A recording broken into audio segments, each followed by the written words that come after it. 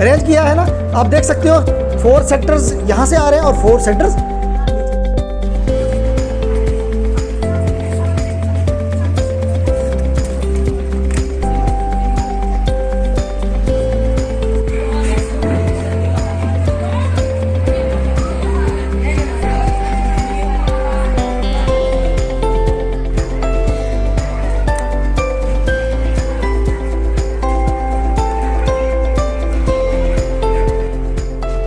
आज हमने सर्कल के बारे में पढ़ा है ना, one of the most important topic in mathematics कि सर्कल क्या होता है। ओके, और सर्कल का एरिया आप पिछली क्लासेस से पढ़ते आ रहे हो कि सर्कल का एरिया जो है पहले भी सुना होगा आपने what is the formula to calculate area of circle. Okay, that is pi R square. पढ़ा होगा आपने पाई आर स्क्वायर। क्या अभी आपने देखा नहीं है कि ये पाई आर स्क्वायर जो आप फार्मूला यूज़ करते हो ये कुछ और क्यों नहीं है, ये पाई आर स्क्वायर क्यों है? पाई के बारे में आपने पढ़ लिया है, ये भी पढ़ लिया आपने पाई जो है वो क्या होता है। ठीक है, ये भी बहुत इंपॉर्टेंट एक चीज़ है मैथमेटिक्स में। मैथमेटिक्स में पाई जो है ना, ये ऐसी चीज़ है जिसकी वैल्यू अभी तक जो है वो डिस्कवर हो रही है। बिलियंस डेसिमल प्लेसेस तक उसकी वैल्यू निकाली गई है। वो एक और चीज़ है, ज्योमेट्री में हम सर्कल में पाई की वैल्यू जो है वो फिक्स लेते हैं, क्या लेते हैं वो डिफरेंट चीज़ है। हमारा जो मेन इंपॉर्टेंट आज ये जो समझना है, प्रैक्टिकली विजुलाइज करनी है चीज़, वो ये है कि जो एरिया है सर्कल का वो पाई आर स्क्वायर क्यों है और कैसे लिया गया है, वो कैसे बनाया है और कहाँ से लिया गया है, कैसे प्रिपेयर किया गया है। ठीक है, उसी को प्रैक्टिकली विजुलाइज करने के लिए आप देख रहे हो हमने एक सर्कल लिया है। ठीक है, एक सर्कल लिया है और आप ये भी देख रहे हो सर्कल के सेक्टर्स बने हुए हैं। ठीक है, तो ये जो चीज़ हम कर रहे हैं, हम देखेंगे जो एरिया ऑफ सर्कल है ये फार्मूला कहाँ से प्रिपेयर किया गया है। तो इसके लिए हमने क्या किया, सबसे पहले इस सर्कल के इसका एक डायमीटर लिया है, 20 सेंटीमीटर डायमीटर है।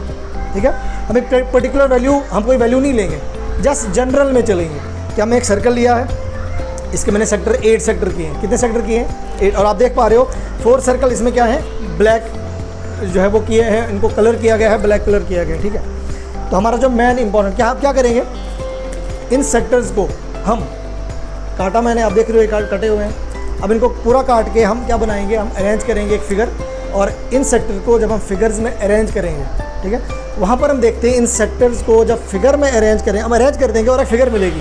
और वो फिगर कैसी मिलेगी, जब हम सेक्टर्स को हम अरेंज करेंगे तो हमारे पास फिगर मिलेगी पैरेललोग्राम की। कैसी मिलेगी? पैरेललोग्राम की। ठीक है, लेकिन अगर इन जितने ज़्यादा सेक्टर्स आप सर्कल के करोगे, जितने भी ज़्यादा सेक्टर्स में भी 20, 24 चलते जाओ, बहुत छोटे सेक्टर, बहुत छोटे सेक्टर कर दो, बहुत छोटे सेक्टर्स कर दो, तो उन सेक्टर्स को जब आप ज्वाइन करोगे, ठीक है, अरेंज करोगे, तो आपके पास क्या मिलती है, उतनी ज़्यादा अप्रोप्रिएट रेक्टेंगल मिलेगी। ठीक है, अब हम देखते हैं, मैं इनको ज़रा अरेंज करता हूँ, देखते हैं कौन सी फिगर मिलेगी।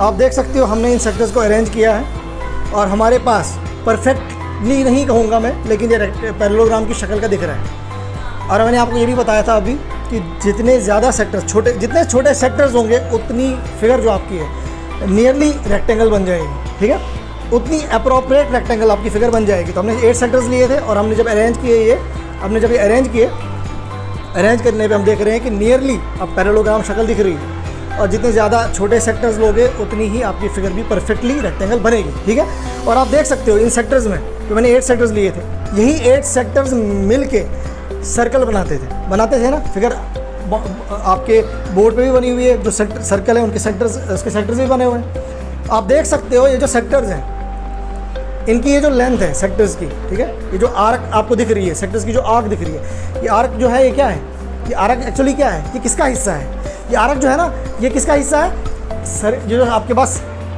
सर्कल है ना इसकी बाउंड्री का हिस्सा है। ओके, इसकी बाउंड्री का हिस्सा है। जैसे आप देख सकते हो यहाँ से यहाँ तक एक आर्क, ये आर्क है, ये पूरी बाउंड्री के हमने। अब मुझे बताओ, अगर मैंने 8 सेक्टर्स लिए हैं, ठीक है, तो इस बाउंड्री के ये जो आपकी सर्कल है, सर्कल जो आपका है, इसकी जो सर्कमफ्रेंस है जिसको बाउंड्री कहते हो, इस बाउंड्री के कितने सेक्टर थे? 8 सेक्टर थे ना, इसका मतलब हिस्से भी कितने हुए? 8। इस बाउंड्री के कितने हिस्से हुए? 1 2 3 4 5 6 7 8 हिस्से हुए ना, 8 हिस्से हुए।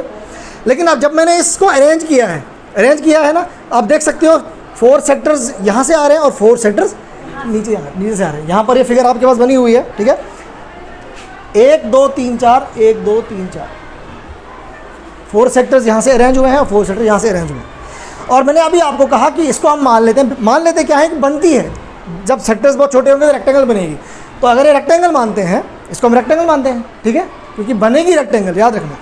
तो ये रेक्टेंगल की शक्ल की है, ठीक है। तो ये आपकी लेंथ हो गई, this is your width, okay, ये आपकी विड्थ हो गई, ठीक है। अब मुझे एक चीज़ बताओ, सर्कल के सेक्टर 8 सेक्टर ही हैं, ये वाले जो सेक्टर, ये तो इसी के सेक्टर हैं। मतलब जो सर्कल है वो इन्हीं 8 सेक्टर से बना है। इसका मतलब हो गया सर्कल का जो एरिया होगा वो एक्चुअली वही एरिया होगा जो इन सेक्टर्स का एरिया होगा। तो जो सेक्टर्स हैं ये रेक्टेंगल बना रहे हैं, इसका मतलब हो गया कि जो रेक्टेंगल का एरिया होगा वही एरिया सर्कल का भी एरिया होगा, ठीक है।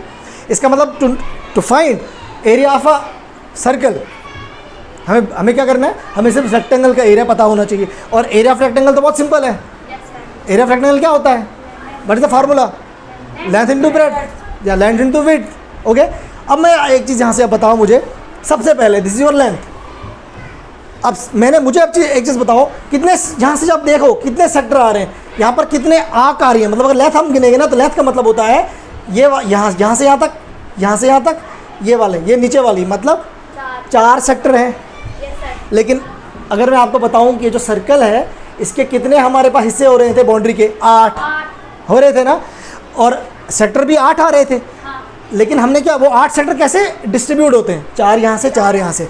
इसका मतलब ये जो लेंथ आ रही है ना, किसकी लेंथ? रेक्टेंगल की जो लेंथ आ रही है। अगर हम यहाँ से देखें, अगर हम यहाँ से लिखें एरिया ऑफ सर्कल, अगर हम एरिया ऑफ सर्कल लिखें तो एरिया ऑफ सर्कल क्या होगा? एरिया ऑफ रेक्टेंगल, जो हमें एरिया ऑफ रेक्टेंगल जो रेक्टेंगल मिली है, area of rectangle, area of rectangle, okay. What is the area of rectangle? Length into width और breadth, length into breadth, L into B लिखते हैं, ओके ओके। अब यहाँ से मैं आपको बोल रहा था कि ये जो लेंथ है यहाँ पर जो हमें मिलेगी, रेक्टेंगल जो मिलेगा उसकी जो लेंथ होगी वो एक्चुअली क्या होगा? 4 सेक्टर मिल रहे हैं, टोटल सेक्टर 8 है, 4 मिल रहे हैं। मतलब यहाँ से कुछ आ रहा है माइंड में कि जो सर्कल की बाउंड्री है वो तो 8 हिस्सों से बन रही है। 8 का आधा कितना होता है? 4। तो इसका मतलब जो रेक्टेंगल मिलेगी उसकी जो लेंथ होगी वो उस सर्कल की बाउंड्री का आधा होगा, और सर्कल की बाउंड्री को हम सर्कमफेरेंस कहते हैं।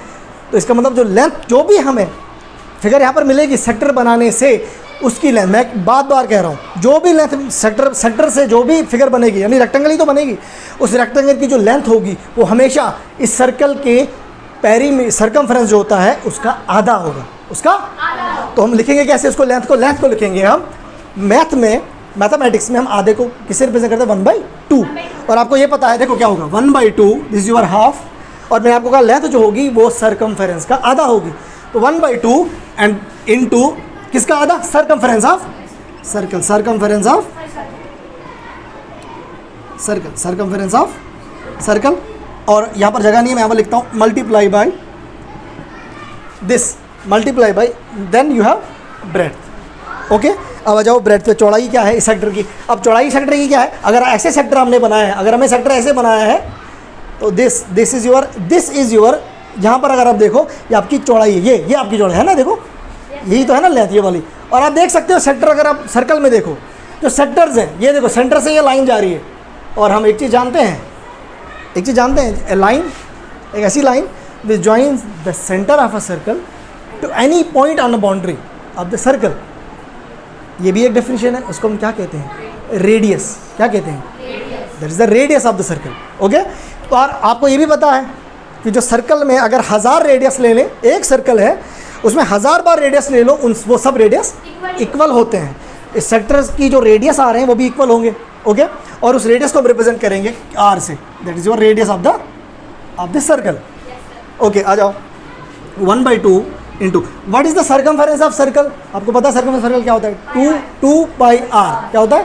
सर्कमफेरेंस ऑफ सर्कल होता है 2 पाई r, 2 pi r, that is your 2 pi r into. और आपको पता है कि ये रेडियस तो पहले से ही दिया है ना आपको, देखो रेडियस भी है हमारे पास, अब यहाँ पर क्या होगा, this two will be cancel, r into R होता है r स्क्वायर, और this is your formula to calculate area of circle. यहाँ से आपको मिला है जी area of circle, that is your, ठीक है, यह है जी एरिया ऑफ सर्कल आपके पास।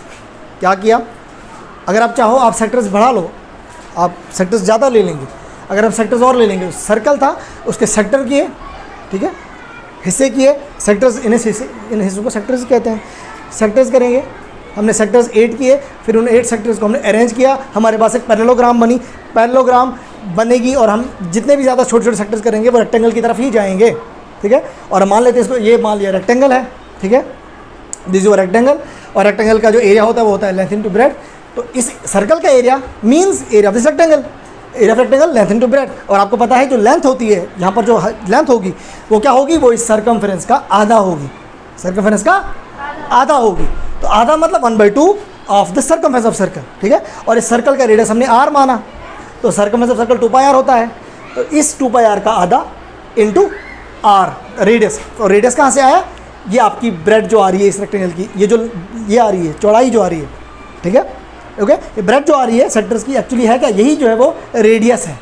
तो जब आप इनको मल्टीप्लाई करते हो तो आपके पास एरिया मिल जाता है पाई स्क्वायर, ठीक है। अब आपको पता, अब आपको ये चीज़ भूलेगी नहीं, क्योंकि जब प्रैक्टिकली विजुलाइज चीज़ें की जाती हैं वो चीज़ें भूलती नहीं है। एक स्केच जैसा बनेगा आपके माइंड में कि किस तरह हम एरिया ऑफ सर्कल प्रिपेयर कहाँ से किया गया है, कैसे कंस्ट्रक्ट किया गया एरिया ऑफ सर्कल, और कैसे हम यूज़ कर रहे हैं, ठीक है।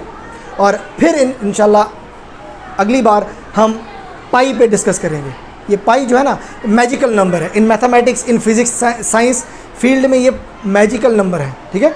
और इसकी वैल्यूज़ अभी भी डेसिमल प्लेसेस पे इसकी वैल्यूज़ बिलियंस प्लेस वैल्यूज़, यानी बिलियन डेसिमल प्लेसेस पे अभी तक इनकी, वैसे आप करते हो 3.14, हम अभी तक पढ़ते हैं 3.14 पाई की वैल्यू पढ़ते हैं ना, यहीं तक नहीं है, बिलियंस डेसिमल प्लेसेस तक है। बिलियन तो समझते हो ना, और निकल रही हैं इसकी वैल्यूज़, मैजिकल नंबर है। बाद में डिस्कस करते हैं। आपको ये चीज़ समझ आई होगी, क्या ऐसे पता चला कि कैसे हम प्रैक्टिकल यूटिलाइज हमने किया ना, तो पता चला सबको। ओके, आज के लिए इतना ही।